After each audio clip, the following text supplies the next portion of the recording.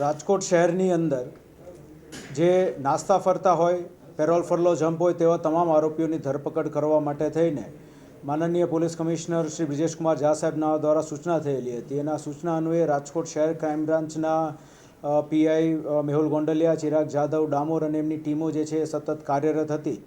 તે દરમિયાન ક્રાઇમ બ્રાન્ચના 3 કોન્સ્ટેબલ્સ છે, જેની અંદર રામસિંહભાઈ કલોત્રા, સંજયભાઈ દાફડા અને રણજીતસિંહ પઢારિયા, એ 3ને એવી માહિતી મળી કે એક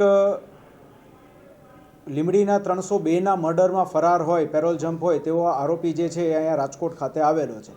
તો તે બાતમીના આધારે તે લોકો જે છે તેની પૂછપરછ કરવા, તેને શોધવા માટે થઈને ગયા અને તે દરમિયાન આ બંને આરોપી જે છે તે મળી આવતા તેઓની વિરુદ્ધ કાયદેસરની કાર્યવાહી હાથ ધરી. આગળ જ્યારે ફર્ધર તે લોકોની પૂછપરછ કરવામાં આવી અને માહિતી મેળવવામાં આવી ત્યારે તે લોકોની પાસેથી આપણને હથિયાર મળી આવ્યું.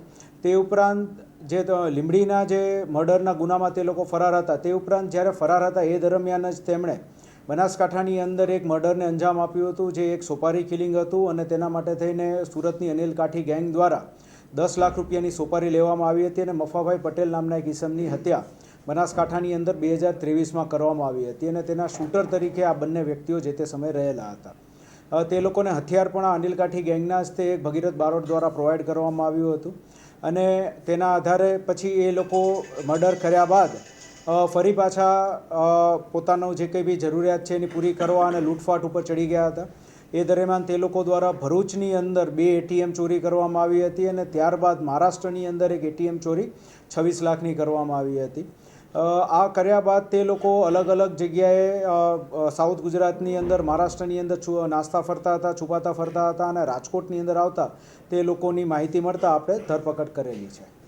બંનેના ટોટલ થઈને 5 ગુના થાય છે, જેની અંદર જે મહારાષ્ટ્રની જો આરોપી છે, જે સમાધાન ઉર્ફે જીગર છે, તે ઈસમની વિરુદ્ધ 4 ગુના છે કે જે ત્યાં પણ એણે મહારાષ્ટ્રના ધુલેની અંદર પણ સોપારી કિલિંગ પણ કરેલું છે અને એક્સટોર્શનનો 307નો ગુનો પણ તેની પર દાખલ છે ને, સિવાય પ્રોહિબિશનના ગુના પણ દાખલ છે.